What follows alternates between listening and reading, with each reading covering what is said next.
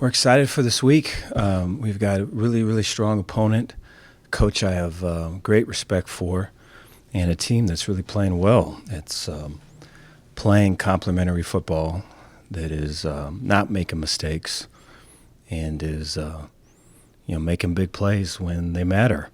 And so I think on all sides of it, I think special teams is going to be our biggest test that we've had so far this year. And I think defensively, so many formations and shifts and varying looks, and is going to be a great test for us in terms of our eyes. A lot of things that we struggled with just a couple days ago. And then offensively, they do such a great job of limiting big plays and forcing really long drives and disciplined on offense to be able to complete a 60-yard stretch. And so it's going to be a great challenge for us. We're excited about it. Had a good morning this morning, and we're getting guys back. And so I feel some momentum building on our side going into this one. Take any questions that you guys got. Dave, you referenced it the other day, but the regression in the running game. Mm-hmm. Have y'all been able to kind of pinpoint on film what has led to some of that, and just how important is that to get going? It's very important. Yeah, it's the one-on-one blocks. And so I think when we're getting doubles at the point of attack, we get good movement. I think when we're getting movement by them into kind of the teeth of our zones, we're getting good movement. When we're kind of isolated and it's a fan block or a base block and it's one-on-one, we're losing those blocks. And so we've got to do a much better job of that on one end of it. And on the other end, we've got to limit those types of situations from happening. And so I think we got to do both at the same time. David says in the game notes that Caden is back this week. What about the rest of the people that were missing this past weekend? Is there any updates, I guess, with all of them? Steve is back. Trigg is back. Let's see. Garmin was with us. He was rolling with the ones this morning. And so it's good to have a bunch of guys back.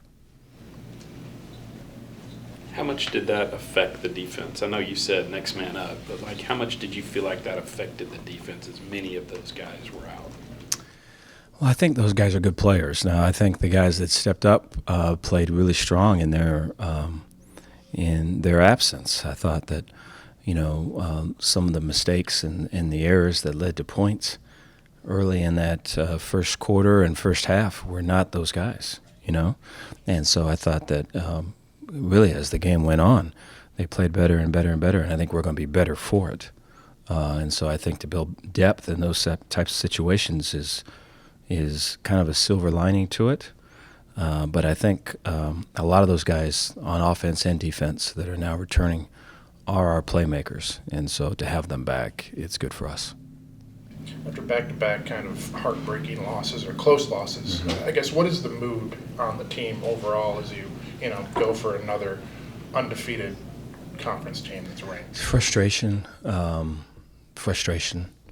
and, urgency, sense of urgency. I think if I had to choose another word, I would say all in. I'd feel that. I thought that we had a couple guys up in front of the team prior to the start of the meeting, and it was way authentic, way real. I'm proud of them. And I think that, I think the response from the team after and then the practice we had, like I said, we can build some momentum off of this. Have y'all been surprised at all with the way Sawyer's run the ball? No, yeah, I'm it's one of those things to where you want him to run it as long as you don't get hit, I think anytime he runs it, there's always that chance that he's going to get hit. But he has a really innate ability to really go to another level and separate when he needs to. I think you saw that on the touchdown run.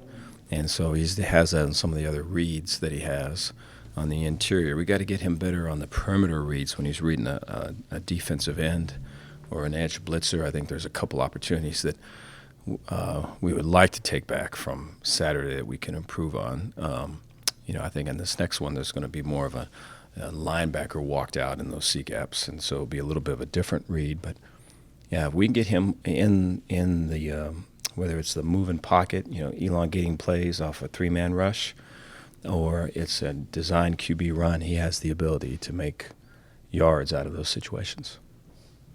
Al Presley seems to have a pretty good connection with Sawyer.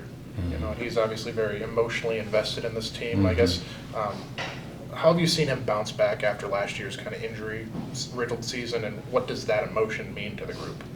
It's one of the cool things just about all of this. I think like if you could pause, which you really can't, but if you could pause, just all the frustration and all of the, the wanting this call back and, wanting to do all the things right. And if you could pause all of that just for a second and look at some of the positives, Hal will be one of the top ones, because I think you have a dude that really has matured and has really grown as a leader. He's a galvanizing dude, so that everyone follows Hal, and Hal will call you out, and Hal will call you up. And so we need some more like Hal. And I'm glad he's on our side of it. He's set to have a big year. He already is. Is there just a good connection between him and Sawyer, and maybe that goes back to even when Sawyer first came in? Well, I think there's trust, and so I think when Hal's out there, he knows that if it's a 50-50 ball, it ain't going to be that way with Hal. And I think with some other guys, that's still kind of a work in progress. And then I think, just the way that Hal runs that receiver room, and the way that Hal speaks up in offensive huddles and situations, that dog never sleeps. And so when you have an opportunity to see him one-on-one, that's who you go to. Touching back on the run game and the guys who were unavailable last weekend, what's Campbell Barrington's status? He's back. Yeah. Dave, what are the things that Iowa State does well defensively? I think they want you to. I think that's a whole that philosophy is all ingrained team-wise, where offensively they'll shift emotion and add different fixins and layers to whatever salad they're trying to dress up, and it's going to be a whole bunch of different whole different types of looks they're going to give you, and but in the basis it's the same play, and they get they kind of matriculate the ball down the field doing that, 4 yards here, 3 yards here, 5 yards here. I want to say the team they played last week offensively had like 40-some snaps, 50-some snaps, so they ball control offensively and just eat up clock. And then on the other side of it, defensively, it's kind of the same thing in reverse. They're going to rush three, they're going to drop everybody back, and they're going to make it so that you have to have the discipline to put a 10-play drive together where you're not forcing a ball, or you're not, putting the ball at risk trying to get it forward, or you're not having a holding call or a false start or any of these things. And I think, that whole philosophy has treated them well. And so they kind of choke you out slowly.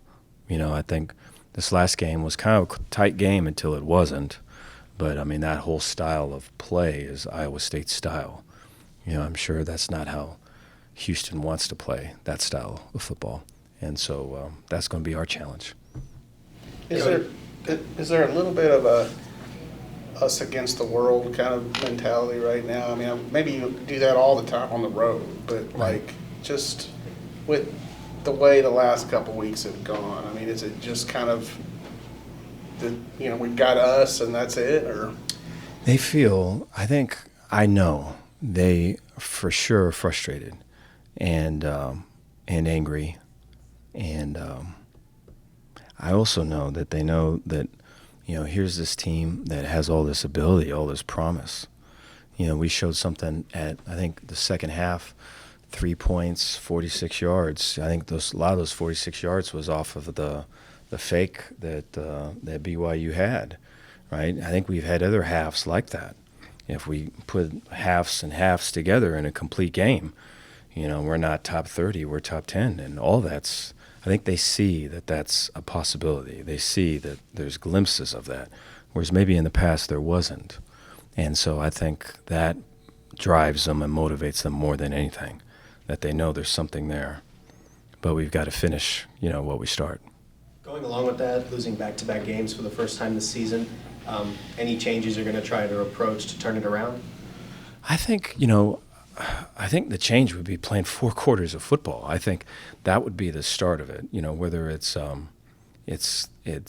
we've this past game, we have 2 of our most stalwart guys on defense, just not read and diagnose and key, basic plays. And so, I take responsibility for that. I have to coach that better. I'm going to change how I'm teaching those things and spend even more time in detail in those things. But that just can't happen. That we cannot have those types of mistakes, You can only pencil with people so far. And so I think the ability to kind of play base and play versus whatever shows is going to be really important this next week, because a lot of the plays that they show are not going to be the plays that we see.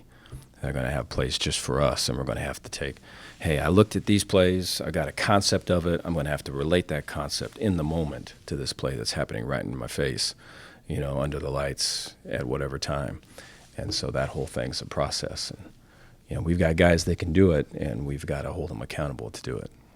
Dave, I know it's maybe different dynamic for the guys in the building right now, kind of in terms of blocking out the outside noise and focus on task at hand. And we talked in the offseason, y'all did exciting things on the recruiting trail.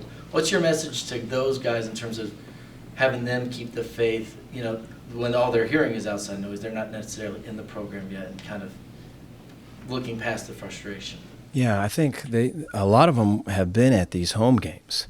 And so a lot of them were there Saturday morning, So it was great to be able to make connection with them again, and to have them down, on the sidelines and near the team, and get to spend all the time with them. Have been able to talk throughout the season so far with them pretty openly. And I think there's a great belief and there's a great trust in the coaches, in the schemes that are going, and the program. And so, they give us strength in a lot of ways, and so I think it's vice versa for them too. But I think it's, I look at it as one big family in that respect. You mentioned that all-in mentality that the team kind of has after a rough couple of weeks. Just how encouraging is that for you as a coach to, after the way the last couple of games have gone, to see them kind of band together instead of going in a negative direction? Yeah, I think, that this first half was tough. I thought, a couple weeks ago, again, not easy. But when you get off to the side, you get guys that just don't want to take it anymore, and there's frustration, not a lot of politeness and everything with it, understandably so. And so just in people's faces, just demanded more, and then you're getting guys responding.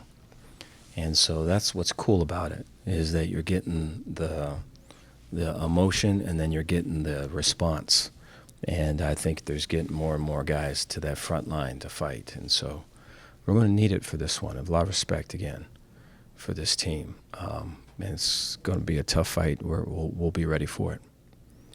Why was Connor Hawkins taking field goals? It looked like Isaiah was warming up on the sideline there, but was there a reason? We have to be better at kicking field goals. Yeah, I think, that'd be it. Dave, you mentioned their special teams. Do they have real good returners? Is that the threat that they have? Or? Yeah, they do. They've got big bodies, and they're mobile to get enough to get on you, and they can out physical you at the point of attack, where they can create really strong double teams, and not only do they pressure, but their returns are really strong because they just get bodies on bodies, and they can. They've got some speed back there. They're given an opportunity, they go. There's some receivers on that team that double as returners that if they've given a lane, given a chance, they can take off. Last year, there's a few that went the other way, and so they're a dangerous team. I think they take a lot of pride on that phase of it, and so it's this last week for us on teams was probably our toughest game probably the one game that we were below the standard, and so we need to respond in a major way. What's the status update of DeQuan Finn? DeQuan's still working through a shoulder injury, and so he was there on the sidelines with us.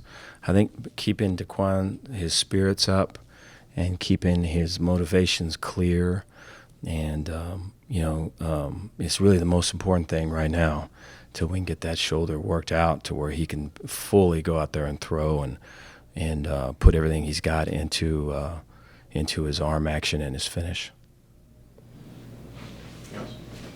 Thank you, guys. Thanks, Thanks, Dave.